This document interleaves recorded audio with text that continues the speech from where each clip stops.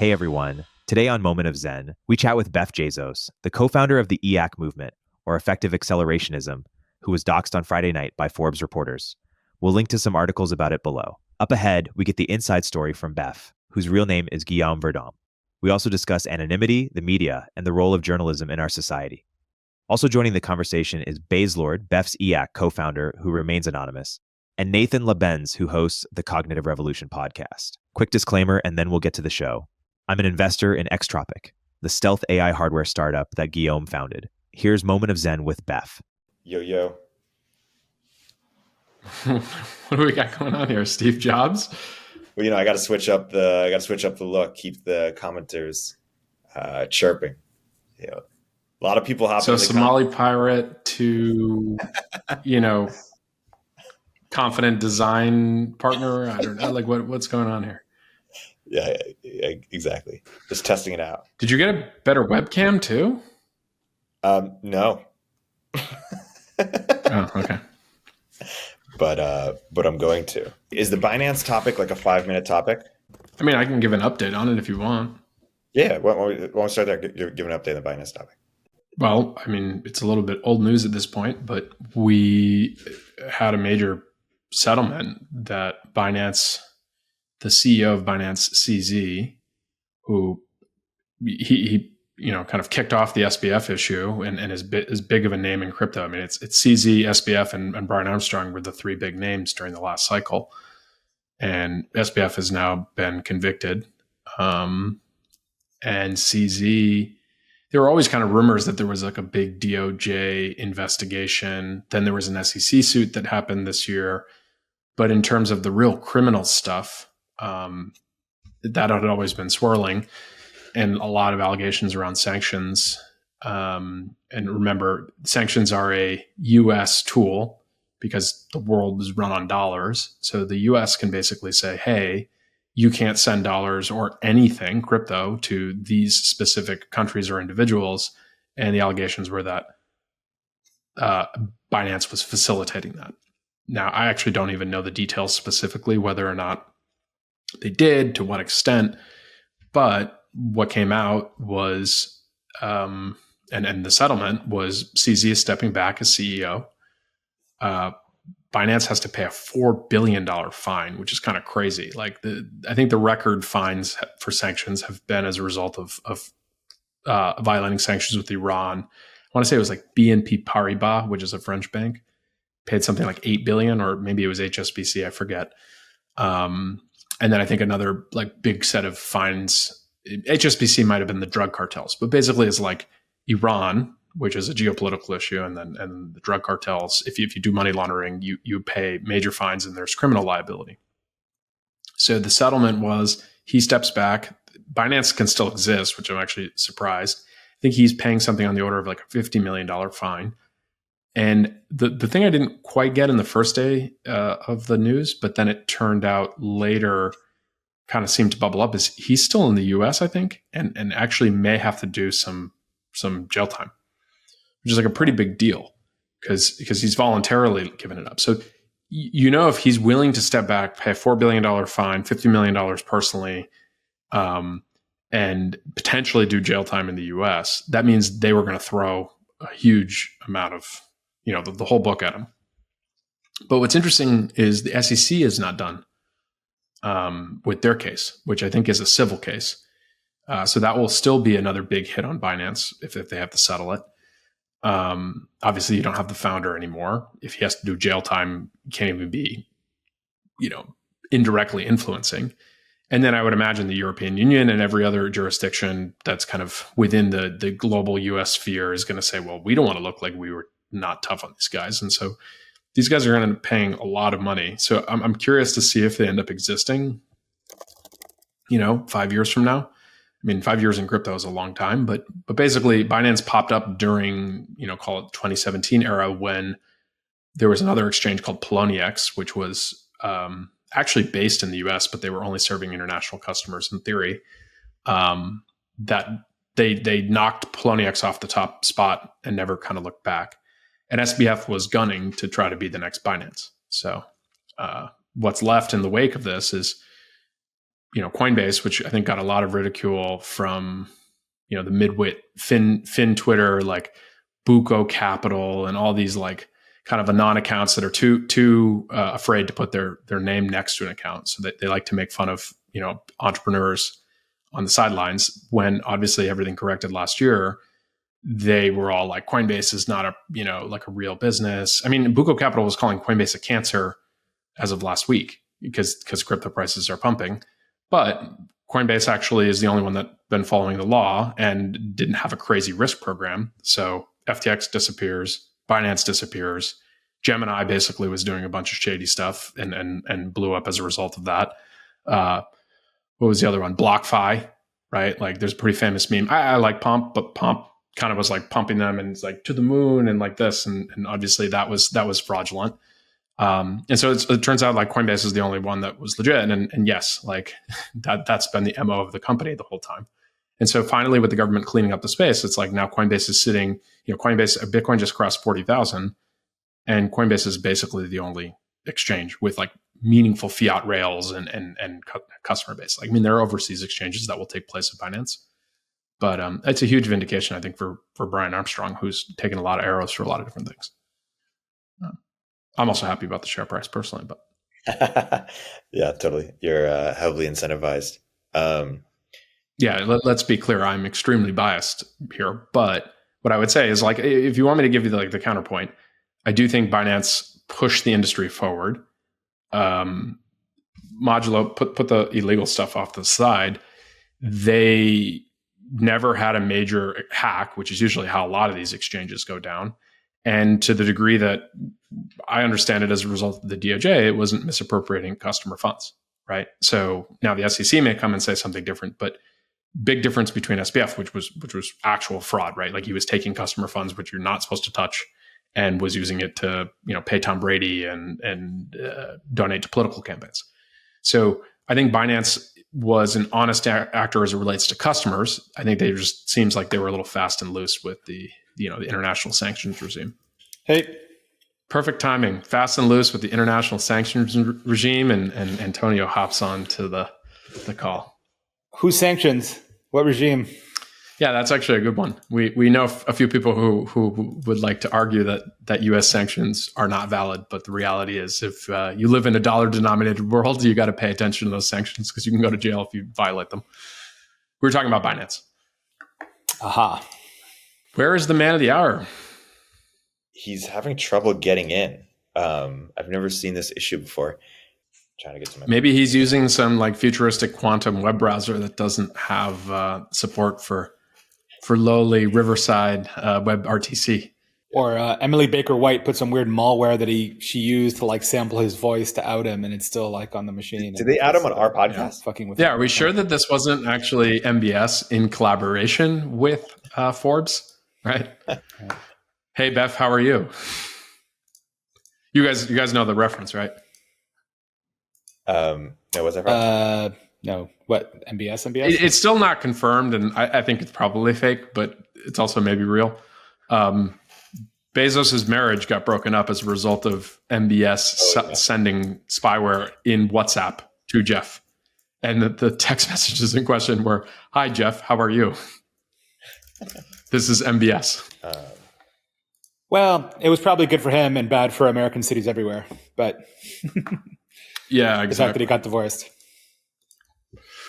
I don't know. Lauren Sanchez, she's pretty happy, right? And she's now on the front of the yacht that they just finished. Because sailing Antonio is such a blue collar thing, right? What is? He's not sailing. He's motoring. Motoring is totally different. Doesn't he have a sailboat? Isn't it a big sailing yacht? I don't know. The deck photos I've seen are clearly a large motor yacht type thing. We should put it in the YouTube comments, the pictures of Jeff Bezos' boat. My understanding is that there are sails, but could be. All right, we got you guys have the most interesting guest on the podcast. The one time I can't make it. Oh, don't worry. Oh, Dominic Cummings. Yeah, I think he'll come. Yeah. He sounded super pumped to like rejigger San Francisco, I have to say, which was interesting. Yeah. I don't know. That. I think saving SF is kind of cope. You think it's unsavable? I mean, are you running, Erik? Sir. Hey everyone. Welcome to Face Twitter. Face Doxxed world. Well, hello world. I see the eigenfunction in your quantum computer has clapped into the state in which you can join the Riverside. In some other worlds, you were in fact still struggling, but Schrodinger's Riverside episode. Yeah. We need to upgrade the quantum computers to use this wonderful app. So, Dude, speaking of which, what is that menacing blinking box behind you over your right shoulder? That's just, don't worry about that. That's just don't worry about that. I'm in EAC HQ or Extropic HQ. I've got our banner in the back, and of course I've got some Dr. Pepper and some ketones back there. Very mimetic.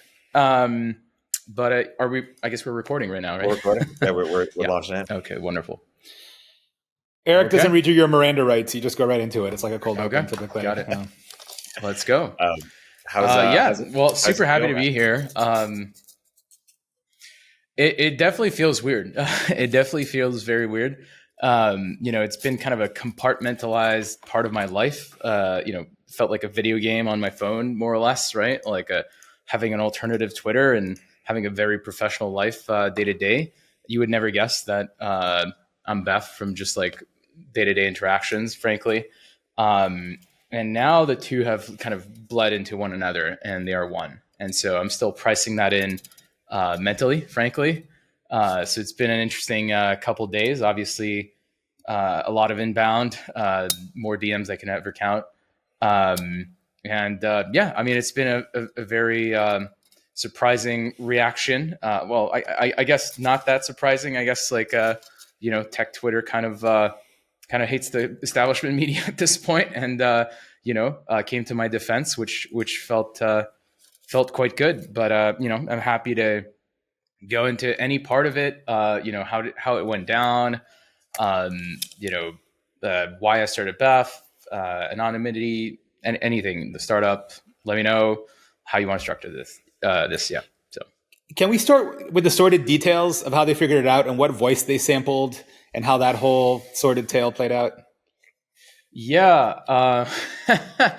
There was a couple instances where there's reporters that, think they have my docs, and I'm just like, you can't dox people. I do not want you to do this. And usually that kind of kills the story to some extent, but it's kind of been, I've been in the SF social scene in person. I know a bunch of investors, for example. Some of them know, some of them have correlated the two.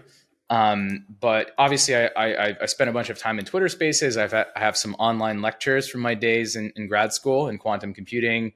And really that's basically what they've correlated. They use some, I don't know, I call it CIA technology as a joke, but, they use some government grade technology to identify my voice, just because I have a 50K follower account that speaks truth to power. I guess it tells you that, we're doing something right, and that some people in the establishment, want to have leverage over the leader of the grassroots movement that, is for freedom and against top-down control, which is very scary because that's what they like, right? So, hey, we'll continue our interview in a moment after a word from our sponsors.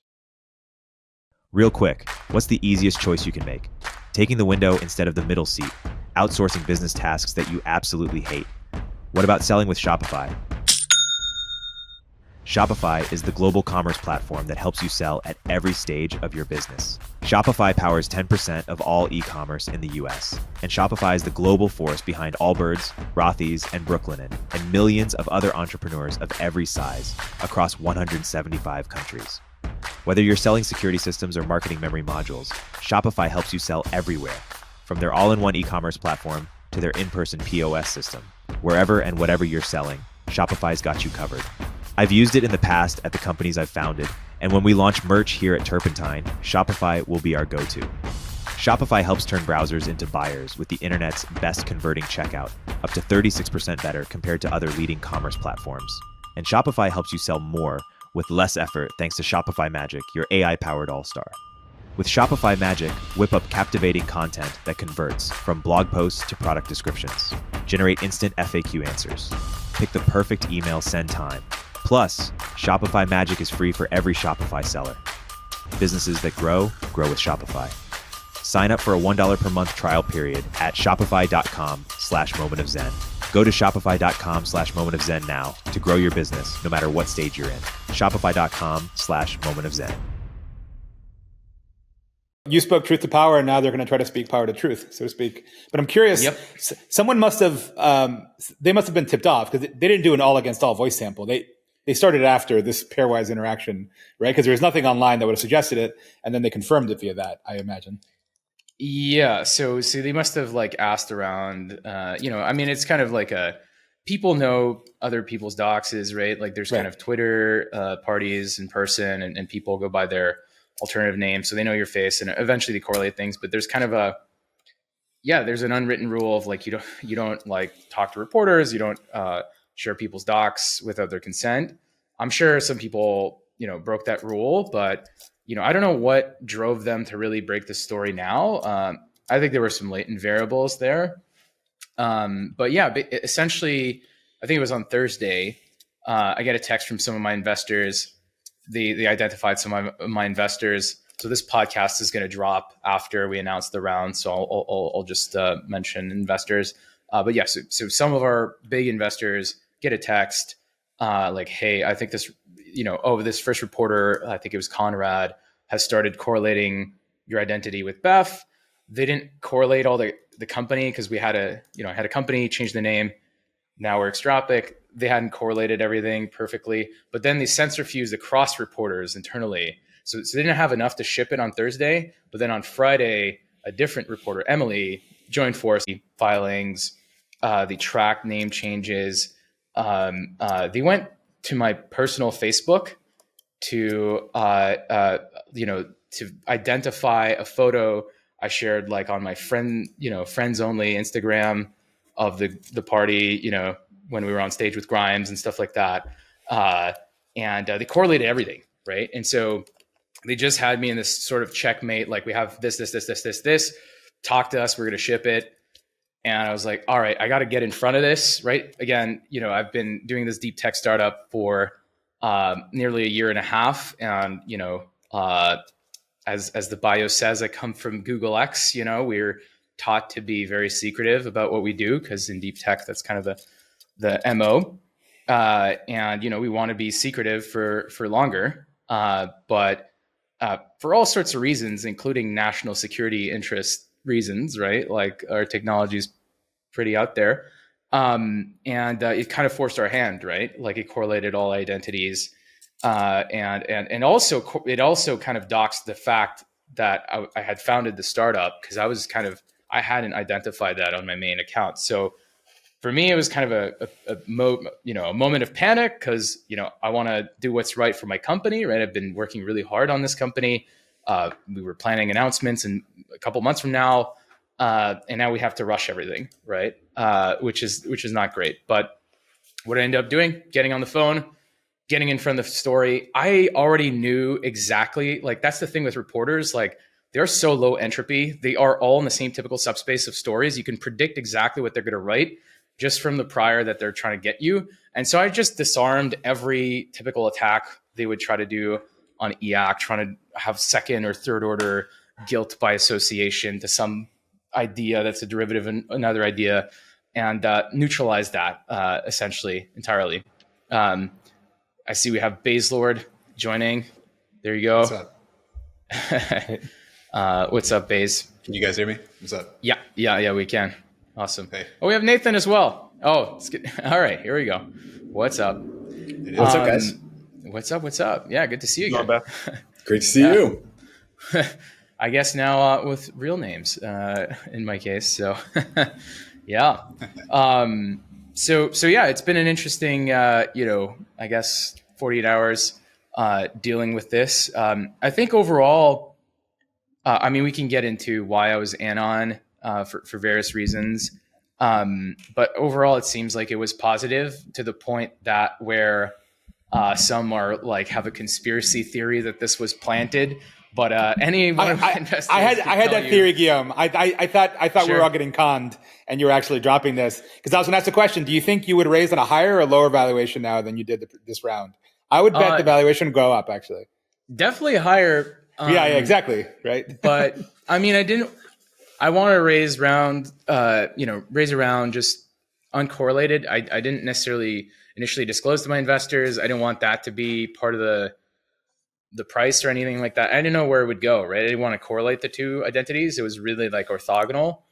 And now my hand was forced to correlate the two and own it. And so I got in front of it. And of course I'm going to harness any hand I'm dealt.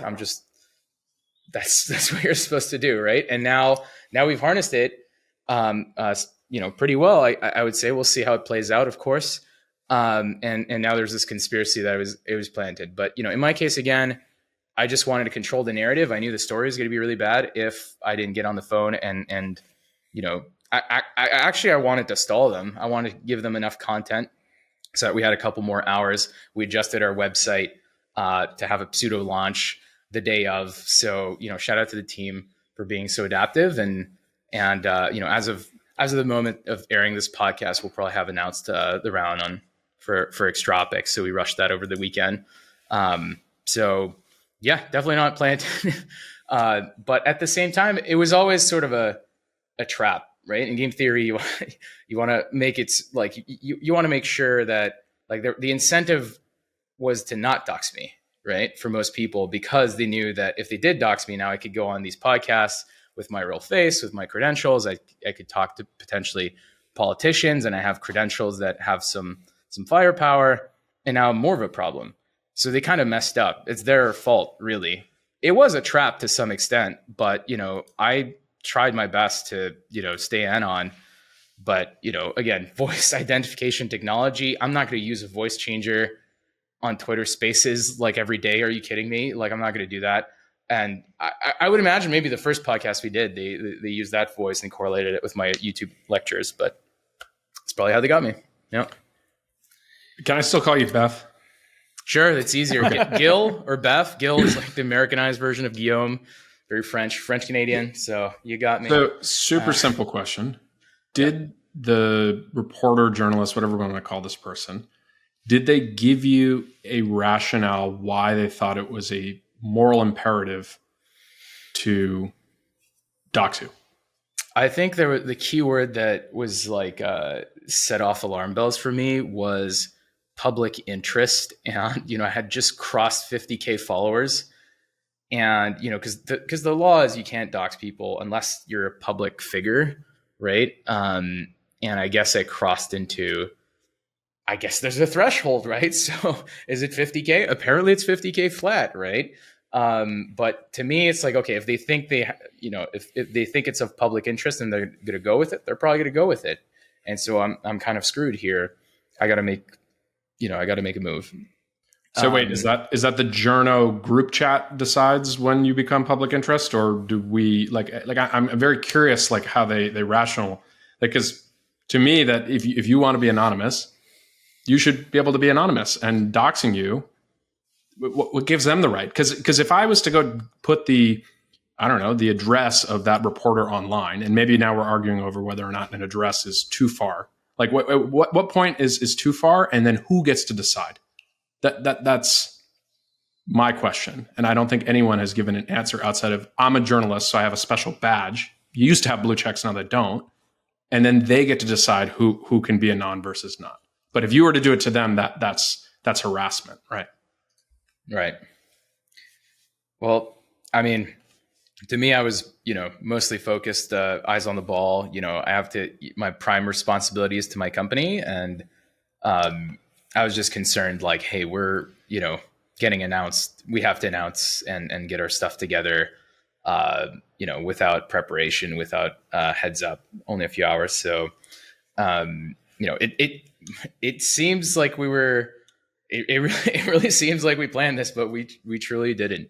But I'm just glad we adapted given the circumstances. But yeah, overall, I think this was clearly wrong, what they did. And, there's not that much to have leverage over me. It's like, okay, cool. I used to work in quantum computing and have, a normal-ish background. But, maybe some other people that are trying to speak truth to power and have their voices heard and want to use anonymity as a tool to speak truth to power, because there's a sort of power asymmetry. So you kind of equalize that when you're anon. They can't do that anymore, right? If they fear getting doxxed. And so it's kind of like they want to make an example out of me, right? And I mean, I think there was a congresswoman at a conference, a defense conference, that explicitly named out EAC as a sort of dangerous movement that needs to be suppressed with AI. That's the tweet. I'm not sure if it's correct. I still have to watch that clip. But to me, that sounds very dystopian. Like, our whole movement is about freedom of information, freedom of speech, freedom of thought, freedom of compute. It's very simple. And the fact that that was deemed dangerous enough, or I don't know, like to want to suppress and provide the public leverage over me, I don't know. That's a huge red flag for me. I think that we were becoming a voice that was going to be a problem for the executive order. And there are very special interests behind that executive order. And they wanted to, send me a warning shot, I guess. That is my theory. But one thing I couldn't understand, and maybe Beff, I haven't read all your tweets. I couldn't understand. You obviously have a very distinguished academic background. In fact, I was reading your quantum TensorFlow paper on the way in. Ages ago, I worked in like experimental quantum computing, like 15 years ago, back when it was like in its total infancy. Yeah. And I knew a lot of the theorists back then, like Michael Nielsen, and I actually dated Julia Kempe. Anyhow, long story. Back in the early days of computing, but obviously wasn't really smart enough to continue. But in any case, I was reading it with a lot of pleasure, and it's odd that they would consider this a bad thing. It's obviously given a lot of intellectual credibility to EAC movement, right? Like, your background it's pretty good, right? Like, it's pretty distinguished. Like, you've done a lot, right? And a lot of co-authors, and it's like, that's why I thought the conspiracy, and I don't really believe it, to be clear, but I thought maybe he actually provoked Forbes to do this, because this is like a brilliant thing. Like, you bring actually so much positive social capital to the movement. You come off as like this edgy, hip, poster who kind of had, was pulling the world's tail. It's like, what's the downside to this? Like, I don't understand. For me, I can let you know why I was anonymous. I mean, originally I was at Google X working on some pretty secretive technologies. I had access to, the top of the food chain there. Right. So I couldn't necessarily tweet anything like political and stuff like that. My tweets were watched, which is normal. But I wanted to have just a separate account where I can really let myself go, kind of like offload thoughts. And also, I reached a point in quantum computing where I was respected enough that people would cheer me on, or they would approve of my ideas or whatever. Oh, so smart, whatever. And that was kind of annoying me, that like, do they like my ideas, or do they just want a job or something? Mm-hmm. And I just wanted to put my ideas in the arena, right? It's like, I just wanted people to evaluate my ideas for their own, not look at credentials, not like weigh my opinions dependent on status. I just wanted my ideas to be evaluated on their own. And to me, like, growing a movement and having ideas resonate from scratch, uncorrelated from my original identity, like, I mean, of course, that felt like, it felt like New Game Plus, as we say in video games, right? You restart the video game from scratch, but you have kind of all your intellect and memory in your gear, but you're trying to rank up again. So I started from scratch, an account with like no followers, and grew it to 50K. Before now my there's a stat boost from the status signals of credentials. I personally very much hate credentialism. I think I would have been an entrepreneur 5 years earlier if it wasn't for credentialism, especially in deep tech. I got very frustrated when I tried to do a startup at 25, and I would get like, "Who are you?" I just went through big tech, the gauntlet of grad school in big tech to prove myself and prove to others that I can do things, so that I can raise the capital to realize the visions I had. And so, I've always, I think Baze is on the same page here. We always wanted sort of like EAs is all about like gatekeeping, gaslighting, status signaling, at least to us from our perspective. And, EAC was about kind of bottom up. Everybody has access to opportunity to build, no gatekeeping, no sort of status signaling. It's all about building, right? And we want to maintain that. And I think that, I was afraid that if I, used any sort of creds, that would dissuade people, from participating or feeling like they can participate. Because the thing is, everybody starts somewhere. And I was once, that kid that was really smart, had a lot of ambition, but didn't have the creds. I was just straight out of school and nobody gave me a chance. And I want, the next, genius to be able to, start building their dreams right away. And I just personally very much hate gatekeeping. Even though nowadays I've gone through the gauntlet, I've paid my dues. Now a lot of doors are open for me. But I'm just trying to kind of pay it forward in a way that, my younger self would be appreciative. So really that's why I was anonymous. I just wanted to get my ideas evaluated in the arena in an uncorrelated fashion from my credentials. Hey, we'll continue our interview in a moment after a word from our sponsors. Compliance doesn't have to be complicated. In fact, with Vanta, it can be super simple. Trusted by over 5,000 fast-growing companies like Chili Piper, Patch, Gusto, and Juniper, Vanta automates the pricey, time-consuming process of prepping for SOC 2, ISO 27001, HIPAA, and more. With Vanta, you can save up to 400 hours and 85% of costs. Vanta scales with your business, helping you successfully enter new markets, land bigger deals, and earn customer loyalty. And bonus, our Moment of Zen listeners get $1,000 off Vanta. Just go to vanta.com/zen. That's VANTA.com/ZEN. I have a quick question on bootstrapping your account, if you're willing to share. I know a bunch of people who are like, I wish I could do an anon account, but I feel like just getting it from zero to something is just such a, especially if they have already an audience on their main, but they feel like as their main grows, they can say less and less, and they have to kind of stay within whatever box. And so I'm curious, how long did you kind of toil away at this new persona before you felt like you were starting to make some traction? I think I had a first account, I got it to 6K, and then it got banned on old Twitter, pre-Elon Twitter, where I got locked out for saying COVID came from a lab, which turned out to be true, right? So the old regime got Beff 1.0. And so I had to restart my account, 18 months ago, start from scratch. That was demoralizing, but I knew the recipe. There's a formula, right? You go on Teapot, which is much higher engagement. Just the people are just more online. So and you reply to the big accounts.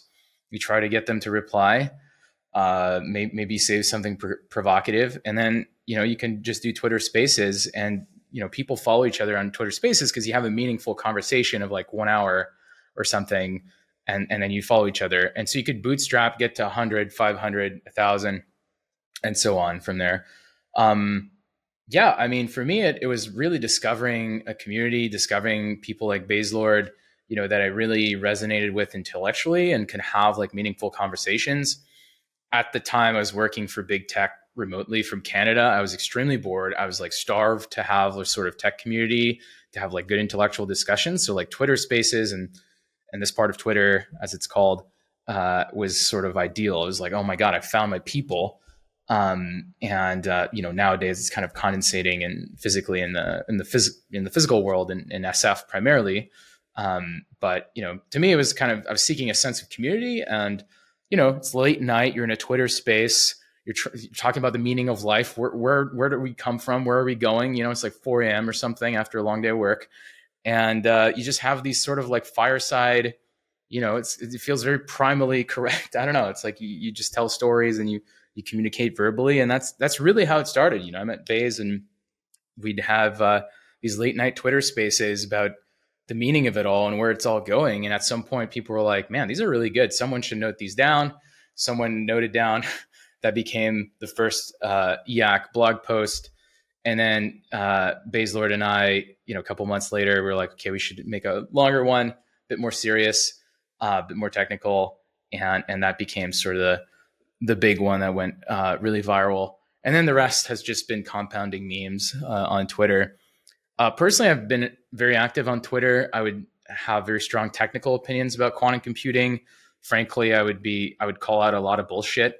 I think there's opportunities to do great work in quantum computing, but my policy was radical candor. So that's how I built a following, right? So I was already kind of a firebrand in quantum computing. So I already had that muscle kind of pre-trained.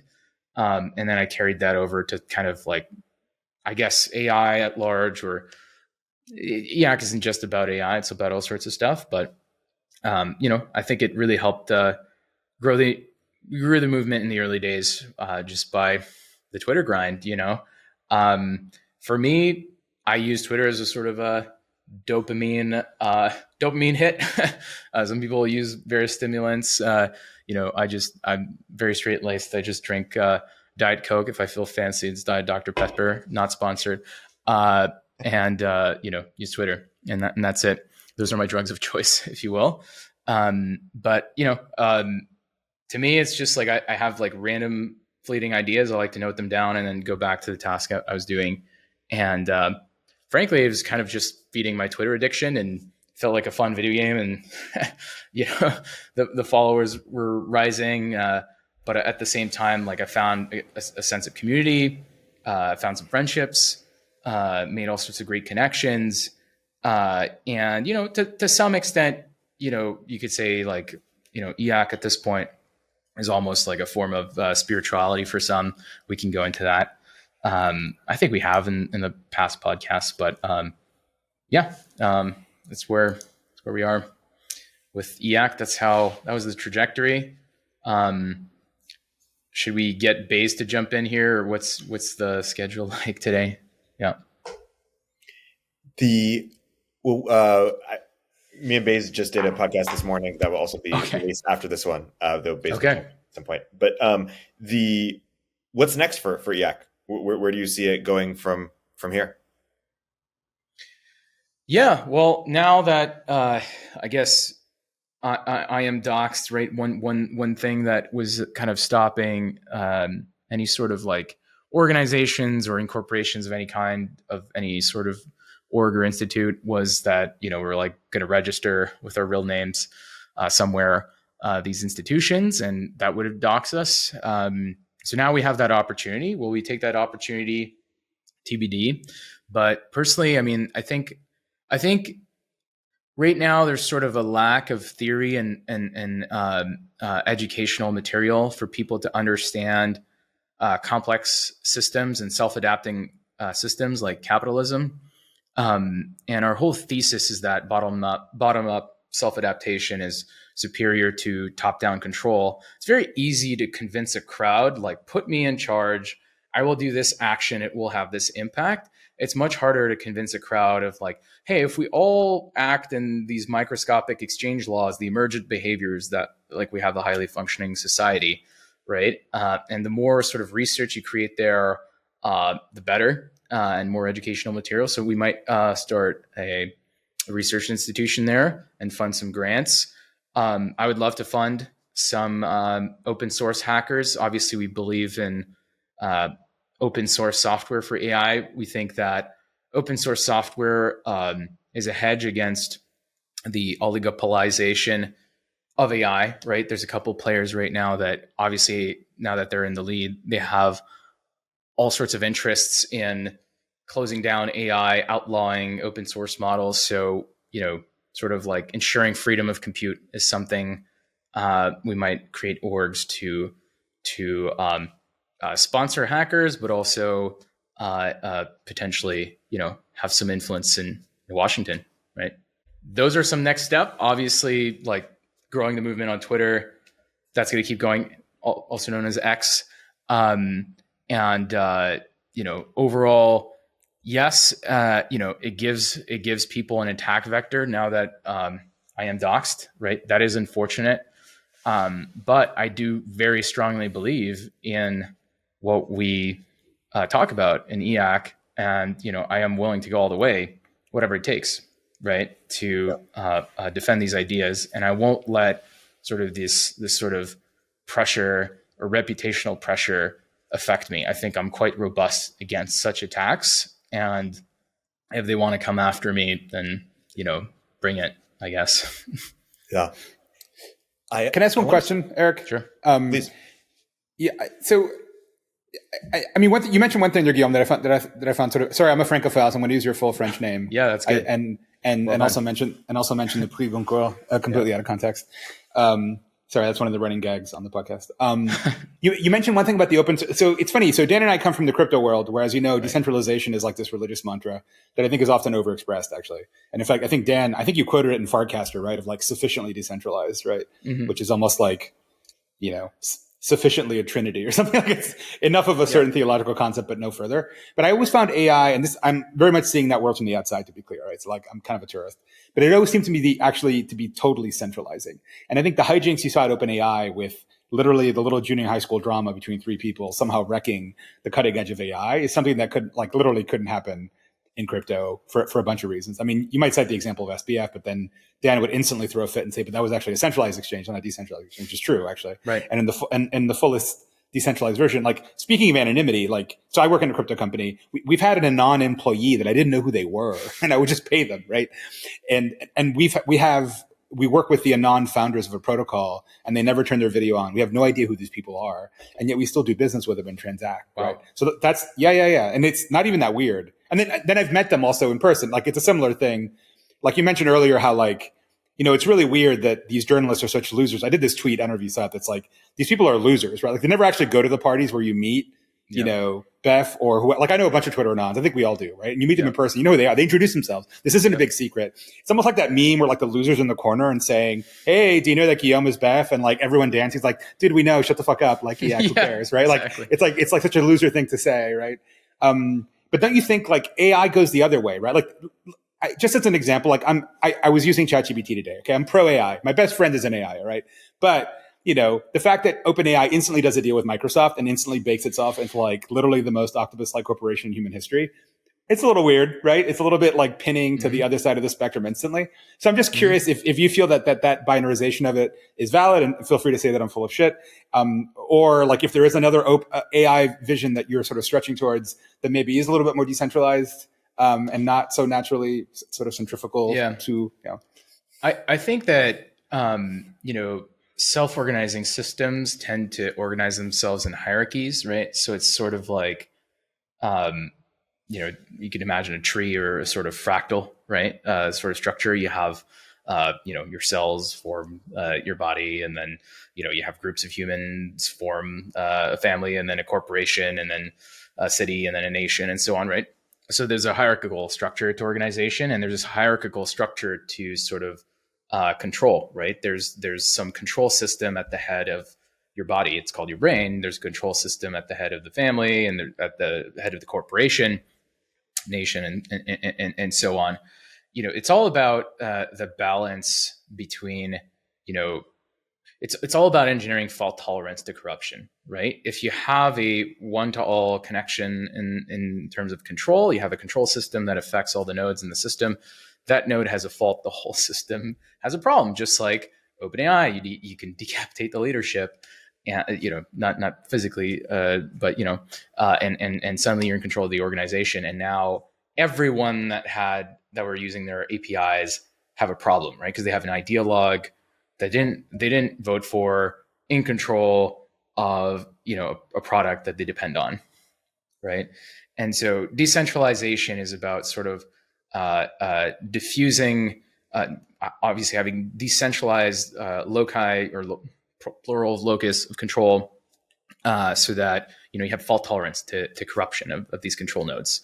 Of course, like having a fully greedy algorithm where everything's disordered is not optimal, right? So it's all a balance between the two. It's a balance between centralization and decentralization. That is what is like fundamentally optimal. The reason we're fighting for decentralization is because we think, right now there's a tendency towards over-centralization of AI, and we're very worried about that. And so we need to push things in the opposite direction at the moment. I think that fundamentally right now, there's a lot of alpha in just scraping the whole internet, centralizing it, and having centralized training.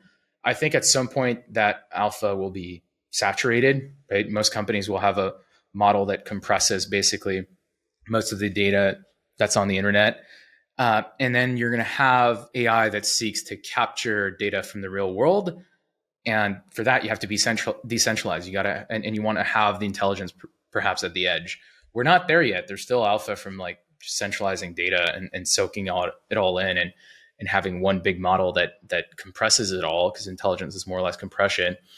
But I think over time, we're going to see decentralization in the form of sort of like, first of all, you're going to have a personal assistant, like Humane, like Tab, or I don't know, there's going to be all sorts of AR assistants, I'm sure.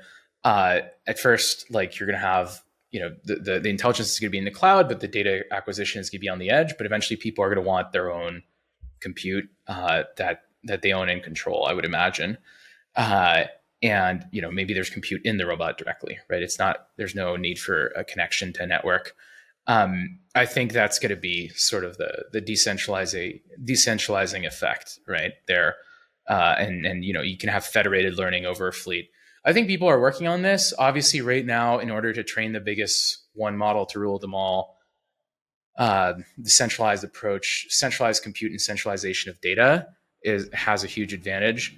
I think a big problem as well is that right now the centralized approaches, they scrape the whole internet, which includes your data, and then they rent it back to you, right? Bit by bit.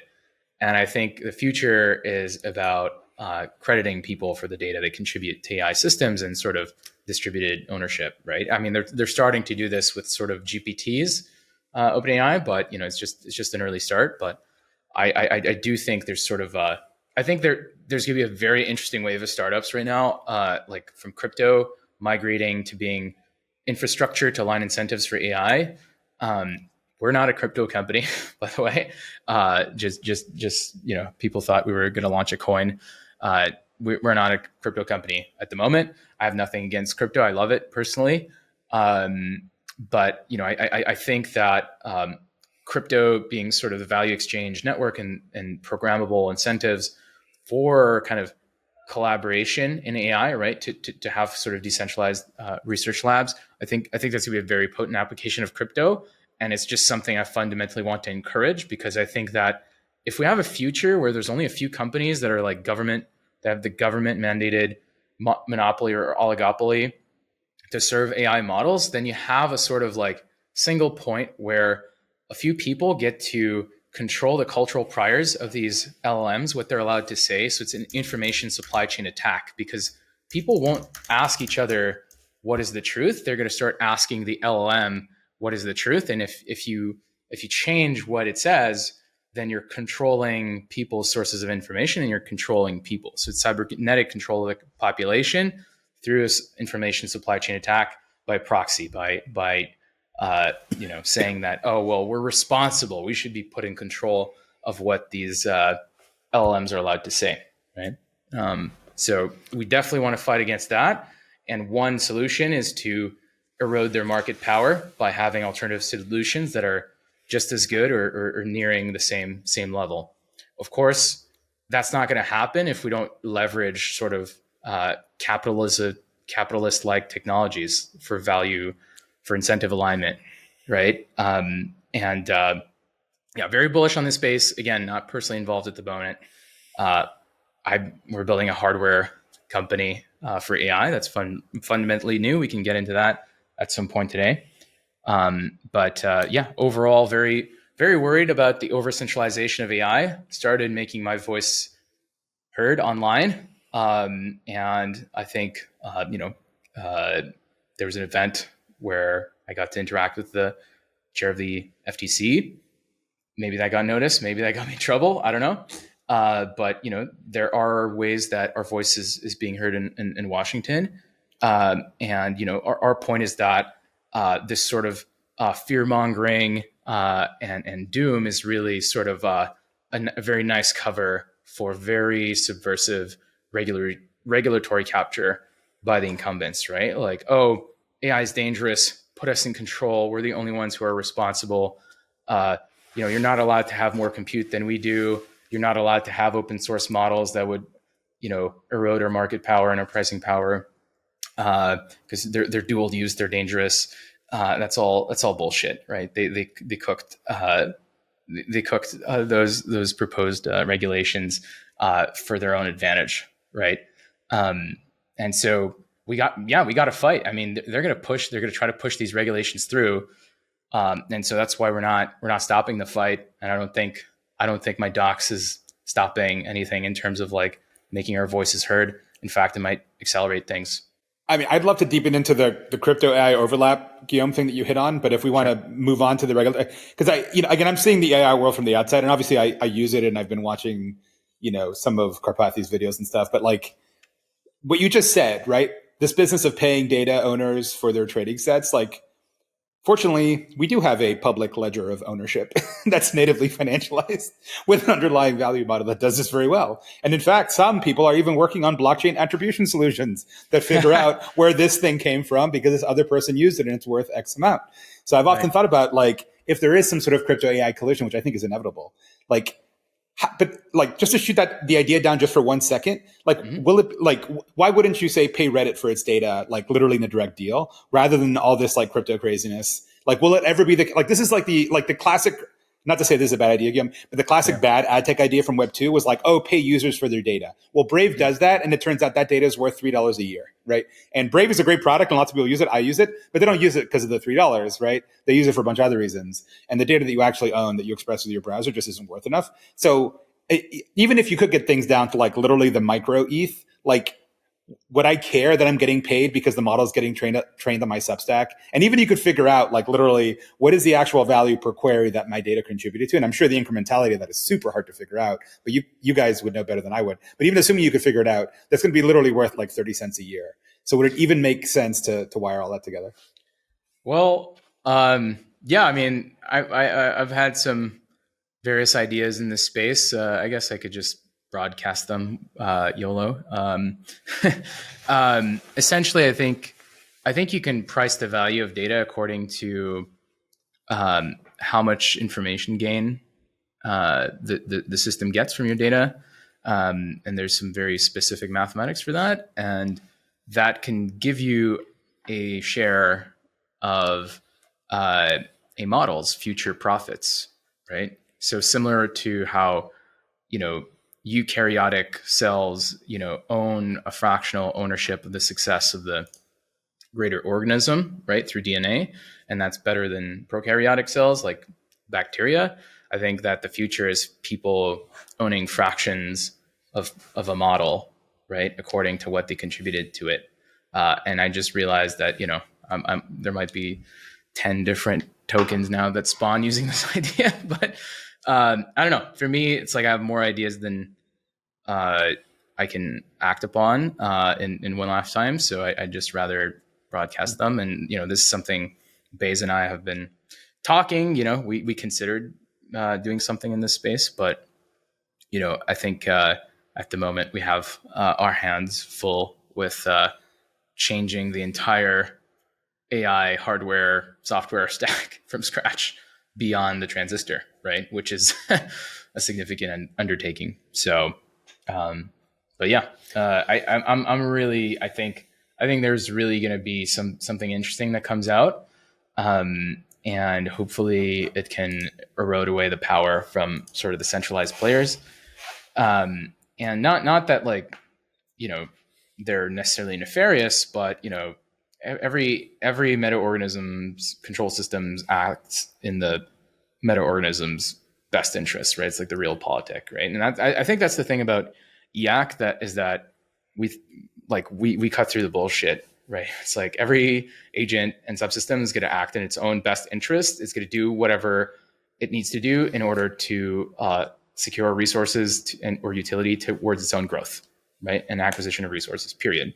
That's just how everything works in nature. That's just reality. And it's like, okay, now that we have this reality, how do we create the system that harnesses this to create a sort of emergent altruism where we reach greater prosperity, find new optima of the techno capital machine that allows us to support more humans on Earth and to scale civilization to the stars, right? And so, anyways, I got into my typical like Twitter space ramble there, but I do think that again, super huge opportunities in the interface of AI and crypto, and that's partly why there's kind of been a sort of informal sort of handshake between crypto and EAC.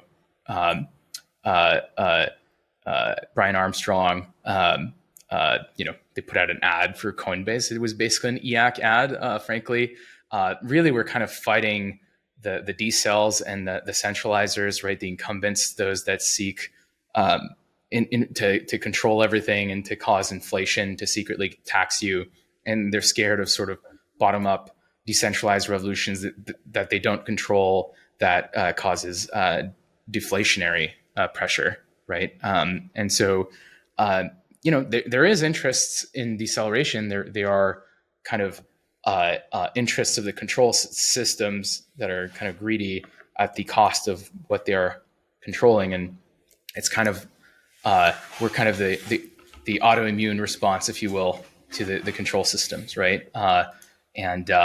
We're causing a bit of inflammation to the brain now, or the brain of whatever this whole thing is, and it seems like they tried to apply a Forbes anti-inflammatory pill, if you will. So, yeah. You know what EAC reminds me of, Guillaume? Have you read John Perry Barlow's cyberspace essay from back in the day, like in the 90s, way before your time, probably? Okay, but you have baseline. Do you remember it fondly? I remember reading it when I was young and getting into the internet, and I found it was the most amazing thing. I think I was only shown it like 2 months ago, but very base and definitely has like vibe overlap. And at the time, right, like the internet was forming as like cyberspace, which now seems almost cliche or cringe almost, was like this edgy space that you would meet. And he has this line in which he basically addresses it to the weary giants of flesh and steel, i.e. the industrial giants to which the internet represented an alternative. And I think a lot of EAC reminds me of that same rebellion, of course, except the weary giants of flesh and steel are actually of silicon now. It's actually the old internet that has gotten kind of old and boomerish, to which this is a rebellion. Part of the reason why I'm in crypto, I came from the sort of FANG world and working in all that world. And I felt that was all slowing down and becoming the man, actually. And crypto was like the only thing that reminded me of the early Web 2 days, in which it was like if you don't have people coming after you and getting severely pissed off because you're building something, you're building shit. I mean, or something that's like not important, right? Like if you read the story of Uber, like literally every taxi commission, people in Paris were kicking the shit out of Uber drivers. All of Spain shut down Airbnb. Like, if you don't have major governments pissed off at what you're doing, you're actually not building anything particularly important, right? And there isn't a lot, in my opinion, in internet consumer outside of some of the things we discussed that meet that. So anyway, it just reminds me of that vibe, of the cyberspace vibe. And I think we need more of that. So it's cool. We're definitely the most cyberpunk movement out there. Hence the Arasaka tower vibes here. And, we had the party with Grimes for the, after the OpenAI Dev Day. And the point was, keep AI open, right? And it's got to feel like a bit of a rebellion, because it kind of is, right? And then you have the engineers from these big players, they come to the party and they're like, man, this is freaking cool. I kind of want to join the rebellion. I don't want to work for the empire. What the hell? How do I join, right? And so that's how it starts. So we'll try to keep that going in many ways. But it's definitely... It definitely it feels like we are in the cyberpunk future. It's kind of been surreal how we've gotten here, frankly. I'm just grateful to be here at this point in history, frankly. It's an exciting time. To quote the Steve Jobs line, why join the Navy when you can be a pirate? Which is something you used to be able to say about Apple, but I don't think that's the case anymore, and I have a little bit of experience there. That's the thing, right? Like, what is the sort of mind virus that infects organizations, that decelerates everything, adds way too much process, way too much bureaucracy, and then it grows kind of like a cancer? It's kind of like middle management kind of grows and eventually takes over from the founders. And now it's kind of like this, Borg of some kind that, these huge corporations, have decisions by committee for everything. There's tons of process. It's just very hard to get anything done. And really the answer to that is disruption, right? You got to have a free market. You got to have free market competition. And if an incumbent is too slow, it gets disrupted by a startup. We saw that with OpenAI, right? Frankly, I can't say too much about Google, but clearly there was a sort of slowdown in its speed, and the talent eventually saw that and sort of migrated to startups, right? At least for AI, and now they're getting disrupted and they're kind of in trouble. But if they remove that mechanism where bottom up challengers can dethrone and compete with incumbents, if they remove that ability, then we don't have this kind of self-correcting mechanism, and we'll just live with kind of monopolies that are not shipping great product, and then everybody, the consumer, suffers, and we don't want that, right? And so, to me, it's kind of like you have sort of like the doomers pushing for centralization and control, and then you have the EAC pro freedom folks that are more about antitrust, right? Like it's about monopolization.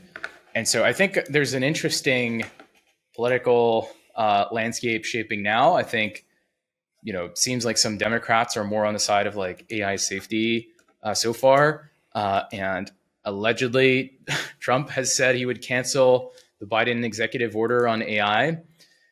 EAC is not partisan per se, but we're kind of like, we have an issue that we care about, which is the freedom to compute, the freedom to do, to advance technology.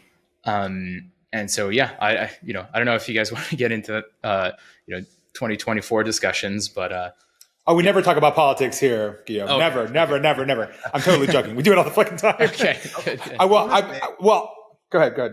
Oh yeah, no, just on the question of like, well, why big tech is so bad, right? Like, I think part of it, I won't really relitigate the whole thing. The episode we recorded earlier today and the piece that Nadia and I put together, talks about some of what I think about this. But I do think part of the issue here is just simply like, do you have actual improvements that you can build onto things in the world, onto systems in the world? And I think like there was kind of this like growing lack of capacity to actually do things that were sufficiently ambitious. And then also like when you have like the effect of a bunch of capital accruing, companies naturally end up becoming kind of inward facing, navel gazing. People are like incrementalists, and it's just kind of like locally optimal for people to kind of be a little bit lazy, L+1 until you retire. People are get obsessed with doing fire and they want to like ride around in a van or whatever instead of like build cool shit. And I think part of the shift here is just that we have a bunch of new technologies coming online in new capacity with AI especially, and people just see that it's time to try to dissipate that alpha and do the work. There's real work to do. By the way, have you given me the betting odds of like which FANG company came out with the biggest open source dedication to AI, and it being Facebook? I don't know if I would have bet on my former employer, to be honest. I don't know if you agree with that characterization, but it makes a lot of sense. These Frenchmen, they're so based. yeah. All the AI Frenchmen, they're all for freedom. But I mean, look, every agent acts in its own self-interest. I think that, if you're number 3 or 4, right? I think right now the leaders are really OpenAI, Anthropic. I would say, I think that's not a controversial statement.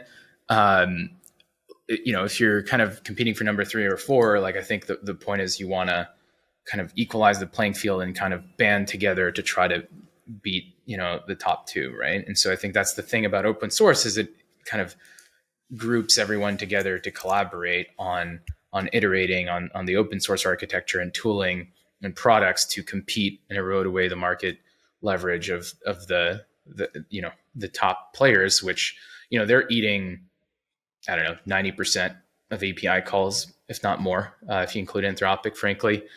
And so, I think, I don't know. It just makes sense from a fundamental standpoint. Facebook has a lot of data and they have a lot of compute. They have a lot of great researchers, and I'm really happy they're contributing to open source. But hopefully they don't stop. But at the same time, it does cost them a lot. It does cost them a lot, and it's kind of like they're giving to the community this value. At the same time, people are open sourcing models. They're not open sourcing the training code, right? So it's not fully open source AI, right? So they still have their moat of like how to train these things. And we saw, couple engineers that did Llama left and then started Mistral because they have that sort of artisanal know-how of how to train these beasts. And then they raised hundreds of millions right out the gate. So it's very valuable knowledge. So they're still keeping some alpha there, which is good. That makes a lot of sense. But I do think that it's kind of like communist AI to some extent to have like just open source everything's free. Like data costs money, compute costs money, engineers that are talented cost money, more and more, in fact. And until we have a sort of proper like decentralized/centralized system of incentive alignment, I think, frankly, through crypto rails, I think it's gonna be tough for open source to really compete with the big centralized players, right? Just like how much capital is being injected in API calls towards the top players, pales in comparison to the rest. But if there's actual capital flow like that gets reinvested then in improving open source models beyond just us scrolling on Instagram, then I think that's I think that has a shot. So you think crypto is actually critical to survival of open source models? That's interesting. You think that's I haven't been very public about that, but it's kind of a thesis I've formed over time. I don't know if it's necessarily crypto, like I would say like crypto like thinking, right? You could just use like Stripe if you want, but some sort of way for people to collaborate on models and pooling data, compute, and capital to train these things, right? And know-how, right? Well, if I could interject, the greatest accumulation of GPU that is not in a data center was the Ethereum network until they moved to proof of stake, right? And that was a crypto economic system that worked pretty damn well. Maybe Bitcoiners would tell you different, although they have their own set of compute, a little less useful for AI. But I do think like we don't even have to imagine it. It's not science fiction. Like it did exist. Like that's actually what NVIDIA's stock price was originally bumped up on, was crypto, before obviously AI has taken it to new heights. So I would imagine a world where everyone's gaming PC, and maybe you just don't get to the level of compute that you can with the 8 H series in data centers. But if you were to take every GPU around the world and then be able to kind of do something like SETI at home in a kind of decentralized manner, maybe you do actually have this kind of, you can't go drone strike the data center because I am the data center. Come and take my GPU, right? Yeah, I think that is the dream. I think that at least right now, in the way we're doing these big models, you need parallelized high bandwidth multi GPUs. It's very hard to shard the models without a significant slowdown over the network, right? And if an alternative is like 1,000 times slower or more pricey than the centralized incumbent, like in the free market, like people want to support decentralization, but if the product is not like competitive with the centralized player, like at the end of the day, people pay for what works and has the right cost benefit analysis. But I think that there's going to have to be sort of algorithmic breakthroughs. But you can imagine where people, instead of having just a gaming PC, they have maybe bigger boxes that have beefier GPUs, and they can run maybe a whole single node. Yeah, like this is what George is working on, right? George Hotz, right? So George Hotz is working on kind of the hardware infrastructure for that, right? Selling beefy GPU boxes of several GPUs. I don't know if he's disclosed. What did he say? It was like a petaflop at home. Is that the idea? Right. Yeah. And that seems like an attractive kind of like node to run potentially a future protocol. I would encourage a lot of people to do the research here. I think there just needs to be a lot more players in this space. And I think the AI people, are going to have to talk to the crypto people And there's going to be kind of going to be a moment there where there's going to have to be bridges built there in terms of the language. But you know, I'm optimistic. I don't know. That's my prediction. I think the merging of crypto and AI, you know, this kind of anti-centralization of AI movement is going to kind of combine forces with crypto. Again, I don't own anything in any protocol right now, so not talking my book, just like my prediction. But yeah, no, I think it's exciting.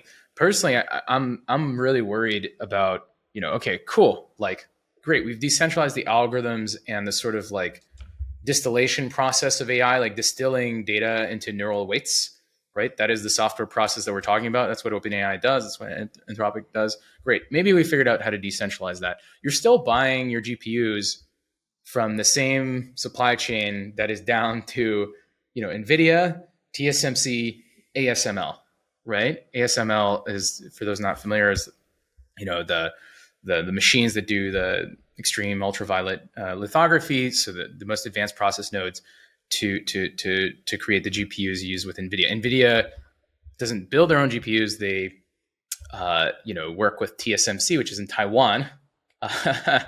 And you know, that's where they're built. And so again, you know, I'm just thinking about fault tolerance of the system.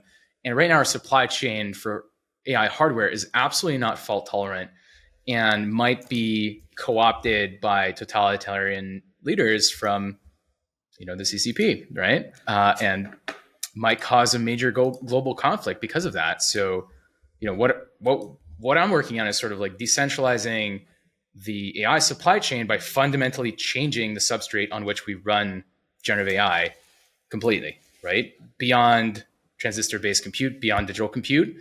And once you have this fork in the tech tree, there's all sorts of opportunities that pop up for far more energy efficiency, for far more speed, and eventually far more density.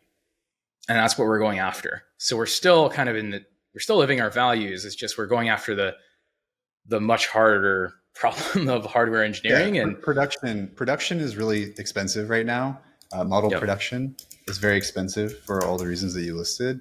And I think that crypto cross AI has a lot of potential in the nearer term with like the one to end part of this, right? Where you're diffusing the capabilities of the model in the same way that, you know, you see open source already doing without crypto.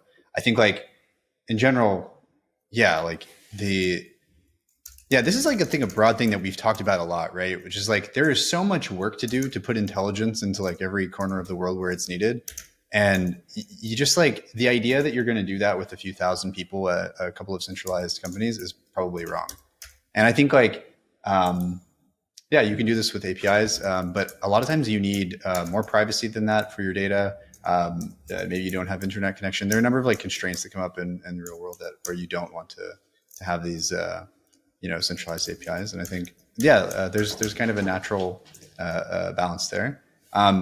Nathan brought up this paper, I think, this DeepMind paper, right? Which is they recently came out with some innovation in doing, kind of like distributed training, some kind of federated learning scheme. I think it's probably worth emphasizing the main problem here right now, which is just the network latency, as Guillaume said. I don't think anyone has figured this out. As far as I know, nobody has solved this problem, making it cost effective. And I think it's probably worth underscoring that, so if it takes, let's say, like 100 days to train a frontier model, if you are off by a factor of 2 or 5 or 10 in your distributed scheme, that's pretty much kills it. Like, it's a really long horizon. By the time you finish, it will already be not state of the art anymore, right? Yeah. And so this is really problematic. I think it's also just about the DeepMind paper. It's like using data parallelism, which a lot of people have figured out. I think BitTensor figured this out, but you also need model parallelism. You need to shard the model over nodes. And But you're screwed, right? If you can't fit the whole model in one computer that you can, plug into a wall outlet and not have to have a home nuclear power plant, like it's really hard to do model parallelism, or it's impossible to do data parallelism. And if you're doing for a big enough model, and if you're doing model parallelism over the network, you're also screwed from the interconnect. And so, kind of creating the hardware substrate that's going to allow for decentralized AI, we have to solve from first principles how to increase the density of intelligence in space time, in terms of space, time, and energy from the first principles of physics. And that's sort of like what we're building, what we're trying to enable. So, that's why I think like if there are decentralized crypto protocols of all sorts, if we have the best AI hardware that has the highest density and runs most energy efficiently, obviously it's in our we will have a lot of customers, right? Similarly, we could be the NVIDIA for Ethereum in that case, right? We don't have a crypto protocol, but I think that that's a very hard problem. You need to assemble a team that's basically like a Manhattan Project like team. And we came from Google X, Google Quantum, AWS Quantum, all sorts of institutions, IBM,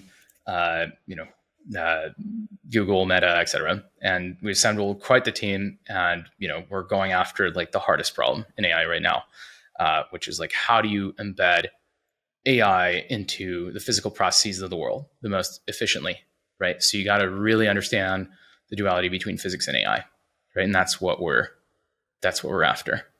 And so it's kind of like, to me, that seems like, okay, I would love for there to be a protocol that is competitive right now, but we need to solve for the density of compute first. Look, maybe George builds crazy boxes that are water cooled and you use like 2 plugs in your house, and maybe that's just enough to run certain models. That's great. I think we need to go much further. I think there's still orders of magnitude to go in terms of energy efficiency and density for AI for compute, especially for AI, right?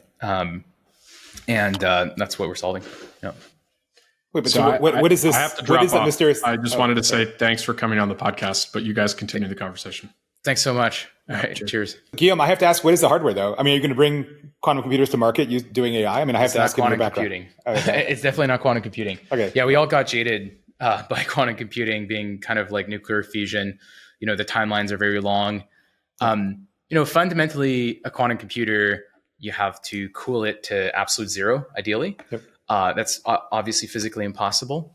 And so what you have to do is this process called quantum error correction, right? So you have to identify faults from, the universe jiggling and screwing up your computer, the computer's operation, and you got to identify faults and filter them out. So you're pumping entropy. So it's basically a fridge, right? But this sort of algorithm that is your fridge occupies like 99.9999, well, not that many nines, but quite a few nines of your computation, right? Overall. And to me, that seems very inefficient. And a lot of us were kind of full stack architects or engineers for the software, the hardware, and the compilers for quantum computing. And we look at the roadmaps, we look how long it would take, and we kind of got depressed to some extent. And so a lot of us were like, actually, maybe there's ways to use this noise instead of it being a hindrance. And so, we set out to do a different type of physics-based computing that is not quantum mechanical, that is specifically focused on generative AI, right? And for now, we kind of got our hand forced with this whole doxing situation. So, we're going to be still nebulous about what exactly it is we're doing. But, we have quite a few scientific publications in preparation, right? But yeah, overall, we think there's a different path forward, a fundamentally new way to compute. It's going to be like quantum computing, but a new type of physics-based computing. And ultimately, we learned a lot from quantum computing in terms of how to have programmable matter, how to integrate, these sort of physical systems into a deep learning program. That's what we pioneered with the software I did at Google with my CTO now, Trevor. We did TensorFlow Quantum, right?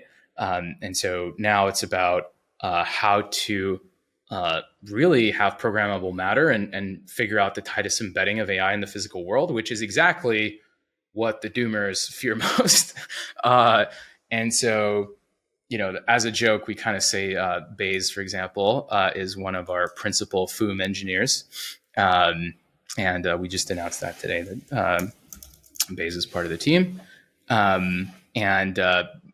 Ultimately, I think that there is no path forward where, the ultimate form of AI isn't built. And I think that, we could talk about like human augmentation and sort of the transhumanist path forward. I'm very bullish on that. And I would love to, find ways to fund more efforts in sort of like human machine collaboration and augmentation. Overall, like, the EAC thesis has always been like, hey, I don't think like banning GPUs is going to do much. The tech tree is going to mutate around whatever your restrictions are and is going to adapt, similar to a virus kind of mutating. The techno capital machine just finds a way. It's kind of a system that's almost alive, right? It's always like, and it's entropy seeking. It's exploring all sorts of configurations, and it finds one that allows it to grow.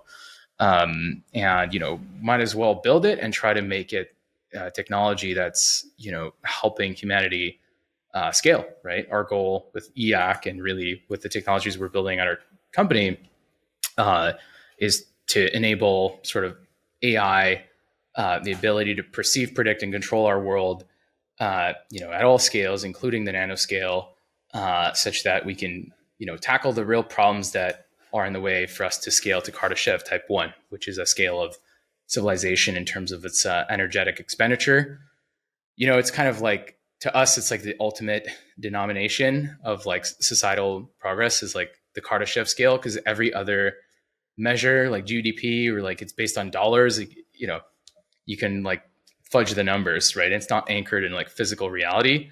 And similarly, sort of our cultural thesis is that, you should evaluate your actions in terms of like, how do you think it's going to contribute to the growth of civilization down the line, rather than sort of like subjective measures of utility like hedons, right? Hedonism, like how much pleasure is this giving people on average, which leads to kind of spurious optima, like, wireheading or TikTok and whatnot.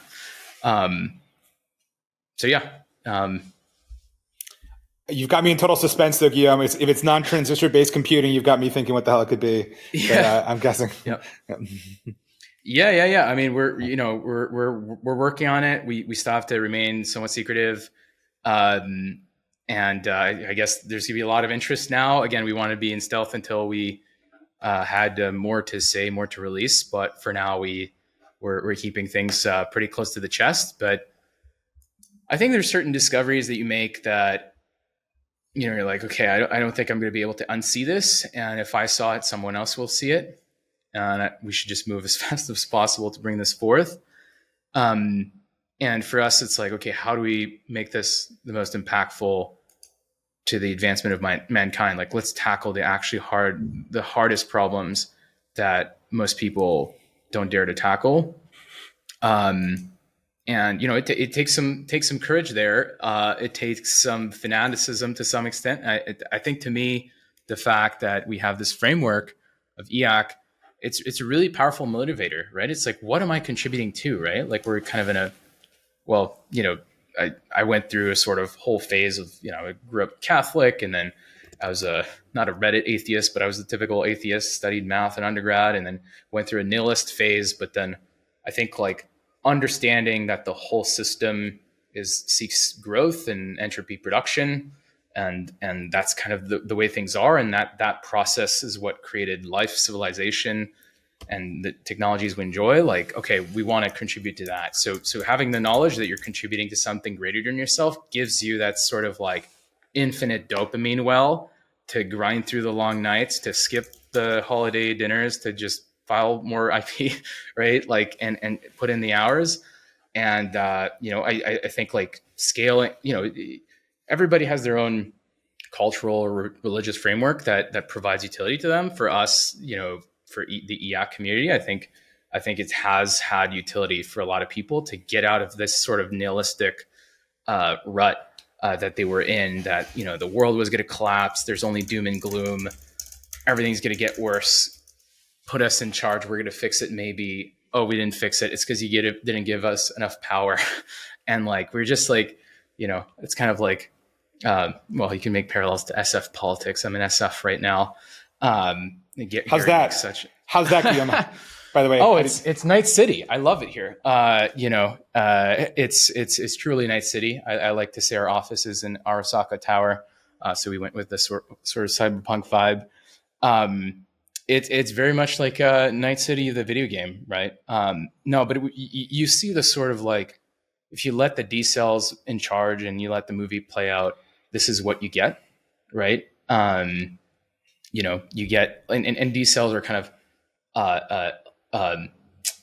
like they have much more power if they're attached or in control of something that's very prosperous, right? And generating a lot of value, like similar to big tech, right? There's money printers and then these sort of folks that seek power kind of take over. But they can cause a lot of damage. And I think there's a cultural turning point, and hopefully, it doesn't matter if you're Republican or Democrat, like having people that are anti-tech progress, anti-tech first solutions, and sheathing themselves and under the cover of virtue to gain more power and doing things out of self-interest and LARPing that it's for the good of many. I think people have had enough of that and are ready for a change. And, of course, like as technologists, like we propose technological solutions, but ultimately like we believe in the power of technology. We believe in people having agency and not accepting that this is just how the way things are. You got to accept how they are. Things are just going to get worse. Screw your dreams, kid. Just accept it and give up, right? And it's like, no, fuck you. We're gonna make the better future happen. We have agency. We can build. Get the heck out of our way. We're gonna make the better future we want, and you need a sort of like fuck you optimism, right? And that's EAC in a nutshell. Hopefully it keeps growing because that we think that's what the world needs in many ways. Hopefully we can accelerate SF, and then we can accelerate the rest of the world. So, can I ask you one follow-up? And then Nathan, I know you want to jump in, and I want to give you time to jump in. But I did want to follow on one question that Guillaume mentioned. When you mentioned you were raised Catholic, I was also raised Catholic. I eventually converted to Judaism and kind of rejected this sort of default secular modernity of society. That's a whole other story we've done a bunch of episodes on. I do think, it's one of my pet theories that religion never goes away. It only gets, it's almost like, energy or momentum. It only gets sort of transformed, and you get sort of worse, crappier versions of it. Yep. The reality is you can't actually navigate the world without a sense of metaphysics of some form. And in fact, if you don't have an explicit metaphysics, you can't even do empiricism well, because then you have to change reality to sort of suit metaphysical ends. I mean, to cite the COVID example in which they denied the lab origin hypothesis because it serves some metaphysical end, and so they stopped being able to do empiricism as well as they could have. They could have, and then that whole COVID story, if there wasn't actually a way to have a conversation about do we save the kids and screw the old people or vice versa, like you couldn't have that conversation. So instead it was about the science, but really it was a moral conversation that nobody could have because we weren't all morally or even religiously on the same page. That's a whole separate conversation. But I do think it's interesting. And I do think it's one of the things that's a little bit lacking in tech. I mean, you see these homespun religions, like I would say Burning Man is a little bit culty. Yep. Startups are obviously a little culty. And I'm not saying this is a bad thing, by the way. It's just, it's a good thing, but it's a little incomplete, right? In the sense that like, well, it doesn't quite tell me how to raise my kids or, who I should marry. So I don't know if, and I know I'm putting you on the spot a little bit to like, give me the gospel, bro. But like what would be, and direct me to a set of writing if there is one, but like, what would be the EAC gospel or like that, what is the true, the good and the beautiful in this world, other than obviously building for building's sake, which I think we all get. What is the bigger picture? Yeah. So at a high level, right, EAC is all about figuring out whatever sort of cultural framework yields the maximal expected growth in scope and scale of civilization. And we don't want to be prescriptive. All we're giving is a loss function, and you can have your own hyperparameter settings. You're like, okay, I have a cultural heuristic. I think this is an optimum of this sort of loss function. This is how I want to, do things within my tribe here. It's essentially a sort of like, think of like a very thin framework from which you can have like subcultures, right? And, the idea is to have sort of culture be more or less like code, like on GitHub, you can have a base framework, and then you can add kind of commandments or add things you believe, or you can diff it, right? You can make forks, and you can kind of keep track And so we've seen, for example, Vitalik forked EAC and made some changes, right? And then he's like, this is what I believe, right? So really, EAC is sort of a meta cultural framework. We don't prescribe too much. We try to prescribe the minimum. But to us, it's very clear that the engine that keeps progress going, maintaining the sanctity of its sort of momentum and maintaining malleability, adaptability, and so on, it's crucial to maintain freedoms and maintain entropy in the system and accept variance rather than constraining things, crushing entropy, crushing variance, because that leads to crystallization and sort of like catastrophic failure. And so at a very meta level, we try to maintain variance in most parameters, but it's not like all variance, no restraint, because that just doesn't work, right? It's kind of like running a system at very high temperature. It's just pure disorder. So it's kind of always about finding the optimum balance between order and disorder, so between entropy seeking behavior and novelty seeking, and sort of constraint and conservatism. And so we don't have any one particular prescription of how to live your life, but some people like to make forks and have more particular prescriptions. And to us, it seems, at least my personal thesis on how cultures get kind of mimetically post-selected for, it's like whichever culture either confers its adherents and a better ability to grow, or if a culture is more sort of viral, then it's going to be more likely to exist. That's just like by probability theory. And so, to us, it's like, okay, if we have this sort of metacultural framework, people have all sorts of forks, and all these mimetic forks with different parameter settings can compete in a sort of cultural setting. But we should explore the space of cultures and heuristics of how to live your life. So, for example, another friend of ours is Brian Johnson, and he has his own life heuristics, and he's trying to create his own cultural framework, and he has much more prescriptive ways to live your life. And he thinks we should, lifespan should be much longer than what it is, and you should have, longevity as a priority, right? And so I'm all for this sort of renaissance of exploring all sorts of neo-religions, cultural frameworks for how to live your life. I think it's much needed, because otherwise sort of parasitic, mind viruses like the ones we've seen do all sorts of damage recently, including the Decel class of mind viruses. That's a whole category.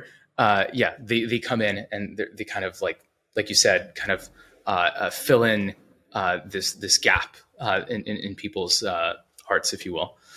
So I think we're on the same page, and I think much more Lindy religions, right? Like in a sense, like that have been around for a long time. Like they're very robust, right? It's like a code base that has been through hell, and back, and like it's very robust, right? It's been robustified over a long time, and by the proof that it's lasted a long time, it's a good heuristic. So that's great, but I think like some people want kind of modern variants, right? And they want to contribute to shaping new subcultures, and so we encourage people to form subcultures. So really, we're kind of like only setting the hyper parameters of the whole thing, and people can set like more finer grain fine tunings of how they want to live their lives.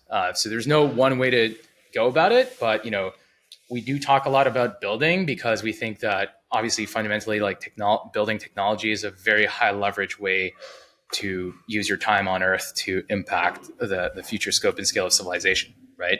And so, encouraging one another and helping one another in building technologies that have a positive impact, like we think that's a good heuristic that should be in most, forks. And so we encourage that. Some people think that's the only message, but it's not, right? It came from kind of a higher level thinking. But yeah, cool. Well, I think you're in the right city for exploring religions. I mean, the way I see San Francisco, it's a petri dish for literally exploring every weird ass thing that society wants to do, whether it be autonomous vehicles, whatever weird computation you're cooking up with, not having rule of law, for example, psychedelic drugs, whatever, bring it. it's gonna be cooked up here, and then from here expand and diffuse, whether we like it or not, to the rest of the world. But I want to let Nathan in. I know he's probably been biting his tongue this entire time, and I think I'm the last host left standing, and so I'm going to invite Nathan to go ahead and comment and provide maybe the other side of it if he wants to.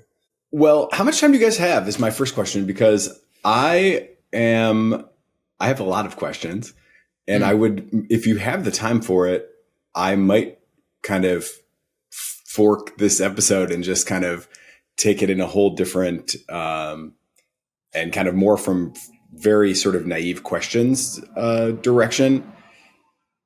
My show is all about AI, and it reaches a pretty diverse set of people that are all pretty obsessed with AI. I think I don't really actually know too much about them, other than that they go pretty deep with me on a lot of AI topics. And so the way I was thinking about approaching, to hop on. So we could do this now. We could do it another time, but I mean, I'm up late. Now's so a we pretty can do bad it. time. I have a 6 a.m. Round announcement to craft, and it's gonna be a long night for me. So I was happy to do this podcast. It's very timely for us. But I'd be happy to hop on your show. I mean, you could rewatch the recording, write down your questions, and we can just go into it. And I would love to do that, actually. So cool. Yeah, I've got a list all cooked up, but I'm happy to do it whenever is convenient for you. Although it is timely now, or soon. I mean, do you have I don't want there to be. I mean, I think part of the reason why Erik had a mixed crew is to have there be, the other take of it. So I don't know if there's one question or if it makes sense at all. We have nothing against it seating another show, by the way. That's perfectly fine. Or we can bail on it. I also want to be respectful of Guillaume's time, because it sounds like he's in and again, thanks for making the time to do the podcast. If you're how are you guys going to do it? Yeah. I mean, my angle on the whole thing is I describe myself as an AI scout, and I'm getting more and more putting more and more emphasis on, let's really try to figure out what is today, what exists, what can be done with it. If we are going to extrapolate, can we extrapolate, first of all, in a high confidence way into the short term, and then use those discussions as kind of the foundation for figuring out what we should do about the bigger picture questions, where I think inherently there's a lot more uncertainty. And one thing I haven't really heard from you guys, and I've pieced a little bit of it together from Twitter, but I don't have a great sense of what are your near-term expectations? Do you think we are headed for AGI in the next couple of years? Metaculus has it at just over 2 years. The leaders of Anthropic, for example, say that the leading developers in 25, 26 timeframe may create such a lead that no one will ever catch them. Are you kind of in that same headspace of thinking that we're going to see pretty radical transformation on just a few year timescale? Is my very first question. Yeah. First of all, I don't like the term AGI that much. I think it's human level AI or human like AI. I think calling AGI general intelligence, human like AI that was distilled from human generated data. I think that's very anthropocentric. And I think, I work in physics-based AI, inspired by physics and to understand the physical world. I've done so for 10 plus years now. I think that intelligence is a much more general concept than just human-like intelligence. And frankly, I'm not scared of FOOM because, again, I've worked on AI for engineering, matter, drugs, simulations, biology, all sorts of stuff. It's much harder than people think.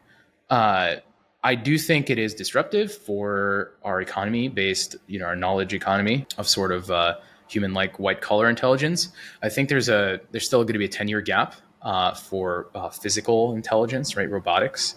I think, our motor intelligence is much harder. It takes many more parameters. It took, billions of years to evolve, rather than, I guess, 100 million for the neocortex. Probably got those numbers wrong, but it's ballpark. Essentially, I think there might be a disruption to our economy, but I do think that people will adapt. People will learn to augment themselves out of self-interest, right? And it's where will the system go every corporation is going to do what's in their best self-interest. They're going to maybe be 80% AI, 20% human. And each human is going to be augmented and control a fleet of AIs, right, that are doing its bidding. And that's okay. Maybe the human employees become the control systems for a fleet of AI to do most of the work, right? Maybe they become more kind of like the capital allocators or the executives of companies that are mostly AI for the execution layer, right? Maybe that's the future. I think we're heading towards interesting times, but I don't think there's going to be cataclysmic effect. I don't think it's going to end humanity. I think we're going to adapt, and the system will adapt. And this sort of EAC is all about it's a faith and sort of worship of this adaptation of the Homo techno capital mimetic machine, the whole thing, right? Like memes, technology, capital, humans. It's all coupled. It's all adapting. It's always shifting. The only constant is that it's always changing, and it should be always changing, and it seeks to grow, right? And so, we have a faith that the system will adapt. It might be abrupt. And so, personally, I'm not trying to, I'd rather augment humans in orthogonal directions to human-like intelligence rather than try to replace human-like intelligence. Obviously, in an economy that's already shaped to take in human, intellectual labor and do all sorts of produce products, like, having human-like AI is what's going to grow the fastest. So that's what's being built first. But I'm already pricing in AGI personally, and the technologies we're building in hardware and software all assume there's probably going to be a human-like AI, human-level AI within 2 to 3 to 5 years, right? And that's been priced in for me, right, mentally. And it's like, now what? What's the next thing, right? And to us, it's like we're going to seek to grok and perceive, predict, and control matter at the nanoscale, right? And then we're going to seek to, again, increase the density of intelligence in terms of the substrate. That's what we're working on. And so, I think it's coming. I don't think it's going to be cataclysmic, but I think that people should start preparing and start integrating their business processes, integrating their personal life and their personal workflow with AI, right? There's going to be the class of sort of the tech forward people that embrace AI and sort of do well, right? They integrate with it, and those that refuse to use it that don't do so well, right? But the important thing is that if people get to own a piece of the system in which they're contributing, at least they own a piece of the future as it grows. Whereas if there's only centralized players from which you have to pay rent constantly, and maybe they'll give you a sprinkle of UBI at the end, that seems pretty dystopian to me. So that's the future we're trying to prevent. I don't think the disruption can be stopped at this point. It's coming, and it's the only question is like, who's going to own the future? I think it's a good place more questions than that, actually. But okay. I'm going to have to hop too, but yeah. I think Guillaume needs to go. Can I ask you one last question? It literally is a 30-second thing, by the way. Yeah. One of my employees, he was digging up some of your old videos. He saw that you had a 405-pound bench PR. Is that actually true? Yeah. He was very impressed by that. Yeah. Okay. I mean, I played college football. I have a friend who's a doctor in the NFL. Played with him, a great friend. I mean, I just kept lifting after football, and to me, it's just been like I was a mathematician and I was a powerlifter, and to me, it's just like engineering signals in order to have neural adaptation, and it's all one and the same. And so, I mean, the Beff Jezos character, it's all about mind and body, and I do like to cultivate strength and push myself to the limits to some extent, and that is I'll just post the video if you want. I'll tweet it. Well, he found it. I have no idea how he found it on Vimeo, but I'm impressed because a lot of this transhumanism business is very agnostic and kind of denying the physical, but you're actually embracing it. Yeah, that's also other conversation. Thanks for making time. I'm going to have to hop off. I assume everything will upload when we all hop off. I'm not sure Erik has never disappeared before, so I literally have no idea what's going to happen. All right, to be continued, guys. And Guillaume, travels. Yeah, definitely to be continued. And Guillaume, one of these days I want to talk crypto and AI with you when you're over the whole hump of fundraising and all that stuff. Yeah. Because I've been thinking about this whole thing for a long time, and I'm very, I'm Let's impressed. Okay, cool. Awesome, man. All right. See you guys. Cheers.